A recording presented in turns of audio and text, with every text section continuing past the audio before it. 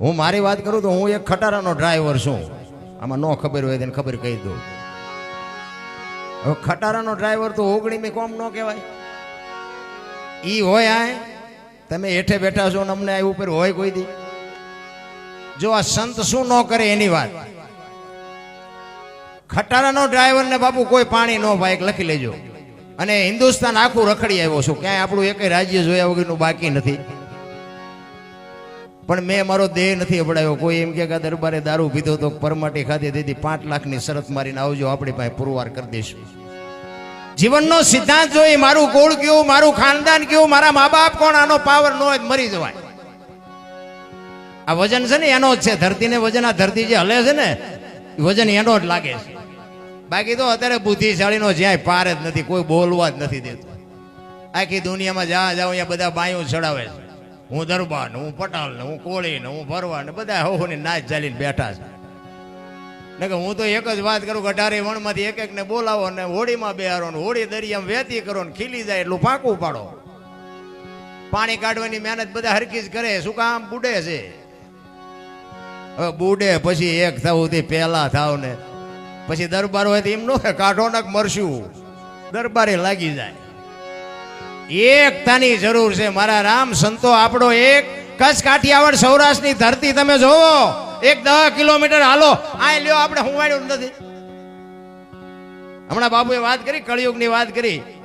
એ તો જીવતા નથી આવડતું એને કળિયુગ છે. બાકી બાપુ સતયુગ કરતા બાપુ સોગનો બાપુ મને તેમ થાય કે આ યુગ છે. હે સતયુગમાં હરિચંદ્ર રાજાને કે બૈરું વેસવું પડ્યું. આપણો હજી ક્યાં વારો આવ્યો?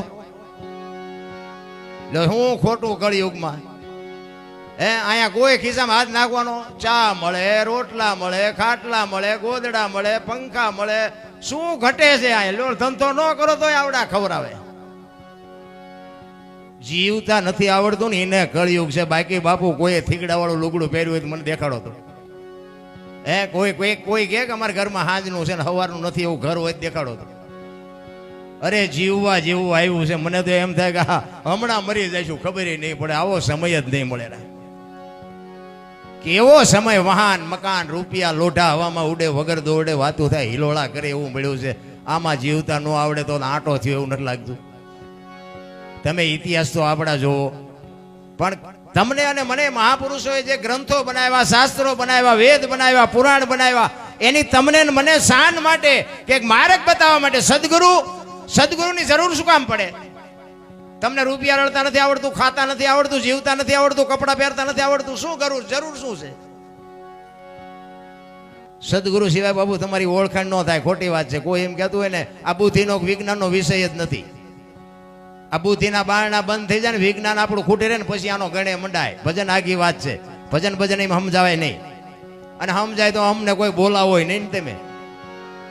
અને આ છે ને ભગત હોય, દાતાર હોય, સુરવીર હોય, સંત હોય, જતી હોય, સતી હોય, જન્મે બને નહીં. અને બનતા હોત ને તો બધાએ બનાવી દે કે રોજ મારો છોકરો જઈ પ્રોગ્રામમાં જઈને 2 લાખ લઈ આવે. એમ નથી. એક કપાતર હોય ને ગામમાં, એક કપાતર એ જન્મથી જ હોય નથી. ઘણા કહેતા હારો હતો બગડી ગયો. આ બગડેલો જ હતો, તમે ઓળખવા મોડું કર્યું છે. બગડેલા હોય એ બગડેલા જ હોય. મહાપુરુષો તમને મને શાન કરે. રામાયણ, ગીતા, ભાગવત તમારી મારી આમે આવા જો ગ્રંથો પડ્યા હોય, તમને મને આ જો રામાયણ છે ને મહાભારત છે, રામાયણ મહાભારત 2 મહાપુરુષોએ બનાવ્યા. પણ એ તમને મને એક માર્ગ બતાવવા માટેના ગ્રંથો છે. દીકરા કેવા હોય, ભાઈઓ કેવા હોય, મા બાપ કેવા હોય, દીકરી કેવી હોય કે જોવું હોય તો રામાયણમાં જોવો. અને રડેલું ન ખાવું હોય મહાભારતમાં જોવો. લ્યો બધા ઠેકીને એવું જ કરે કે નથી કરતા? અત્યારે નથી દેવું જ કરે ને. કૃષ્ણ પરમાત્માએ દુર્યોધનને આજ કીધું હતું કે 5 ગામ આપો, હસ્તિનાપુરની ગાદી તમે લઈ લ્યો, પણ આ 5 ભાઈ છે ખાવું શું? એ કે હોના નાકાની અણી જેટલું નથી દેવું. એ કે બાજવું પડશે, કે બાજવું છે. હવે કૃષ્ણ પરમાત્મા ભલામણા ગાંડો હોય છે. એવી મહાપુરુષ ભીષ્મ જેવાની હાજરી હોય અને યુદ્ધ ન રોકી શકે તો આપણા છોકરા કદાચ માથા પાડી દે એમાં શું ફેર પડે? આપણે છે ને આપણા છોકરા હારે. સમય જ સમયનું કામ કરે છે. મારી તમારી કોઈ તાકાત નથી. કોઈ એમ કહેતું હોય કે અમે બળવાન છીએ, ના, ખોટી વાત છે. સમય તમારા કરતાંય બળવાન છે. ઘણા અત્યારે અમારો તો કારણ કે અમે પેલા ધોકા જ પસાડ્યા નકરા. અમારો જેસલ કરતાંય ખરાબ ઇતિહાસ છે. મારા મૂળજીભાઈ બાળાના સરપંચ ને આ બધા અમારા જૂના મિત્રો છે બધા. આ બધા અમારી ડિટેલ જાણે છે.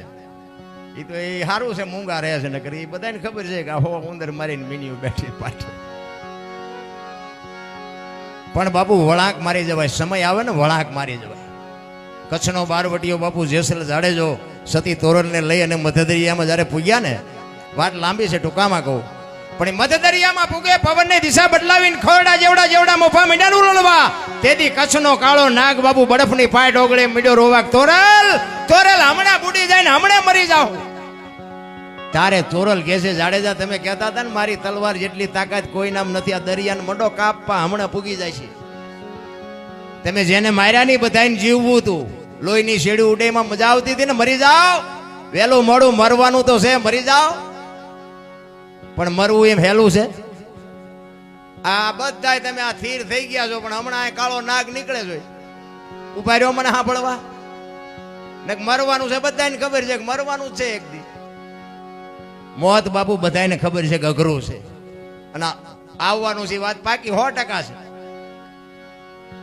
કચ્છનો બારવટીયો બાપુ ચારેય બાજુ નજર કરીને આરો નો દેખાણો, તોરલ પાયે બાપુ રોવે છે, તોરલ તોરલ મને ખબર નહોતી મોત આવી ઉઘરાણી કરશે, તું મને આમાં બચાય, તું મને બચાય. ને તેથી તોરલ કહેશે જાડેજા જાડેજા અલગ ધણીને યાદ કરો, હું તમારી ભેળી છું, ગભરાવમાં, હમણાં મારો નાથ પુગાડી દે, રોમાં હારા હારા રોવે. એટલા માટે મહાપુરુષો કહે છે એક ઘડી આધી મેં પુનિયા 24 કલાકમાં કાંઈક કરજો ને છેલ્લે રોતા નહીં આવડે, રોતા પછી કરશું. હવે ફડાક્યો ફૂટી જાય ખબર નહીં પડે, પછી કીધી સમયની બલિહારી, સમય મળ્યો છે બસ મોજ કરી લ્યો. ગંગા સતીની વાણી કહે છે 21,600 શ્વાસા બાપુ આ બોલે બીજો નહીં, પરમેશ્વર છે પોતે, અકલ મઠા અવળા મથે બહાર જઈને ગોતે. ક્યાં જઈને ગોતવાનો? હરિદ્વાર વાળા કે દ્વારિકા જવું છે, દ્વારિકા વાળા કે મથુરા જવું છે, ઓલા પાવાગઢ જવું કે ઓલા રણુજા જવું, તો સાચું ક્યાં છે એ તો કહો છે? અહીંયા કોઈ ગોતતું નથી. અરે આવા સંતોના સાનિધ્યમાં બેહવા મળે. મેં હમણાં કીધું ભજનમાં બેઠા હોય ને, ભજનમાં તો ચાની જરૂર ન પડે, બંગાવું ન આવે ને ઘડિયાળમાં ન જોવું પડે બાપુ, દી ઉગે એને ભજનમાં બેઠા કહેવાય. એક બેન હતા ને બાજુના ગામમાં કથા બેઠી હતી, એના ઘરવાળાને કે બાજુ ગામમાં કથા છે, હું કે સાંભળવા જાઉં? એ કે ભાઈ જા ને. ત્યાં જઈને પછી સાંજે બેન આવ્યા ને એનો ઘરવાળાએ કીધું કથા સાંભળવા જઈ હતી, તો કે હા. તો કે હું બાપુ વાંચતા હતા. એ કે પણ માંડવા.